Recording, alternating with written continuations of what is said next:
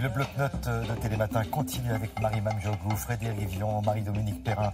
Nous allons parler actualité internationale avec Marie qui va nous parler d'un personnage, un personnage haut en couleur, et on va dire que c'est une voix qui dérange. Alors si je dis que c'est une voix qui dérange, ça tombe bien parce qu'on va parler d'un chanteur et on va en Éthiopie, c'est ça Marie? Exactement, c'est ça, c'est un chanteur, une immense star en Éthiopie, il s'appelle Teddy Afro, son style c'est plutôt reggae folk, c'est très entraînant, très dansant, mais surtout Teddy Afro est un artiste engagé, il aime bien faire passer des messages politiques en fait dans ses chansons, donc à chaque fois qu'il va sortir un album, eh bien ça va se vendre comme des petits pains, tout le monde va en parler, et c'est le cas donc en ce moment, son dernier album a fait un immense carton, c'est du jamais vu en Éthiopie, pourquoi? Parce qu'en fait il prône l'unité nationale, dans un pays qui est divisé.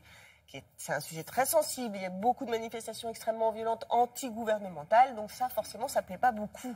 Teddy Afro, il est beaucoup trop populaire, donc il dérange, il fait peur. Et donc les autorités, dans ces cas-là, qu'est-ce qu'elles font? Elles vont le harceler, elles vont le censurer, ses concerts sont annulés, ses interviews sont retirées des chaînes publiques et il y a encore quelques années, il a été emprisonné pour de fausses accusations. Donc là, en septembre, il y avait un énorme concert, immense concert organisé pour le Nouvel An éthiopien qui a été également annulé. Donc de quoi, évidemment, alimenter encore un petit peu plus la polémique. Explication, regardez. Grande star de la musique éthiopienne, Teddy Afro a vendu son dernier album à plus de 600 000 exemplaires en moins de 2 semaines, devenant ainsi le disque le plus vendu de l'histoire du pays. Si Teddy Afro est devenu populaire, ce n'est pas seulement pour ses chansons rythmées. Le chanteur critique aussi de manière subtile le gouvernement actuel, qui ne fait pas vraiment l'unanimité. Le régime éthiopien est un régime qui est autoritaire puisqu'il contrôle pratiquement tous les domaines de la vie économique, sociale, culturelle. L'Éthiopie est un des pays du monde parmi lesquels il y a le plus de journalistes arrêtés, emprisonnés ou alors qui sont partis en exil. Il y a eu, surtout les 3 dernières années, des protestations extrêmement fortes en Éthiopie contre ce régime, contre en particulier la minorité qui le domine, qui est une minorité abyssine, les Tigréens, qui consistent à peu près en 6% de la population. Et donc l'action de Teddy Afro participe de ce climat de contestation qui, bien sûr, fait très peur au régime. Sa voix dérange car il véhicule dans ses chansons les maux que rencontre la société éthiopienne. Le gouvernement craint beaucoup moins son activisme politique que les messages implicites de ses chansons. Alors que le pays est divisé, Teddy Afro prône en effet une unité nationale. Il a une certaine nostalgie assumée de l'Empire et chante les épisodes glorieux de l'histoire éthiopienne où il rend hommage aux anciens empereurs.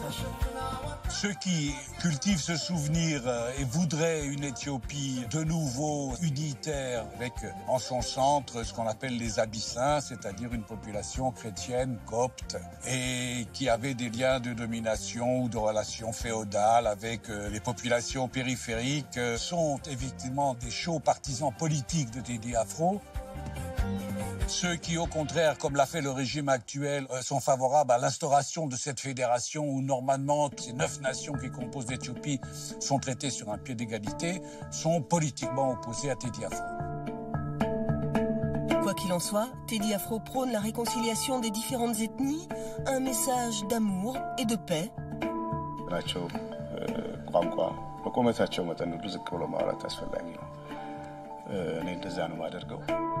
Serait-ce alors une vision idéaliste dans une Éthiopie en pleine crise?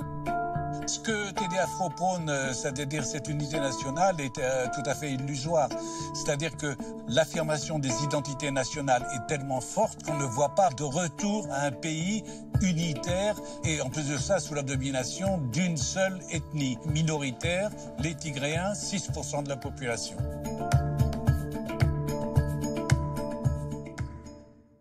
Alors, Marie, je voudrais qu'on revienne quand même sur le message de cet artiste qui ne peut pas rentrer au pays. Hein. Je pense qu'on a compris que c'était compliqué pour lui. Quand il rentre au pays, effectivement, c'est pour faire des concerts et là, on l'arrête. Voilà, c'est interdiction totale.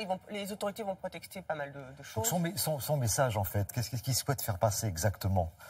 En fait, il dit avant tout que il veut pas faire de politique. Ce qu'il veut avant tout, c'est transmettre aux jeunes, transmettre à cette nouvelle génération l'histoire de l'Éthiopie, parce qu'il y a des empereurs qui se sont évidemment battus pour le pays, pour l'unité et contre le colonialisme. Et lui explique tout ça, il veut transmettre. C'est vraiment ça son message avant tout, avant de faire de la politique, bien sûr.